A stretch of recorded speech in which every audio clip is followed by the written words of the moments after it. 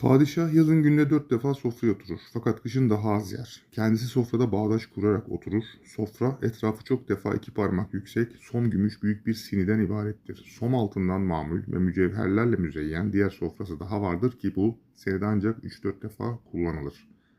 Yemek esnasında padişahın dizleri üzerine geniş bir peşkir konur, diğer bir peşkir de sol kolu üzerindedir. Bir yanında nefis cinsten 3 adet ekmek bulunur ki bunlar yalnız padişahın şahsına mahsustur. Bursa'da yetiştirilen buğdaydan yapılır. Bu ekmek saray korularından özel olarak beslenen çok sayıda keçi sütü ile yoğrulur.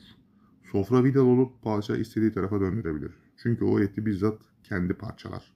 Sofrada asla bıçak kullanılmaz. Et gayet yumuşak pişmiş olduğundan padişah onu parmaklarıyla kolayca parçalar.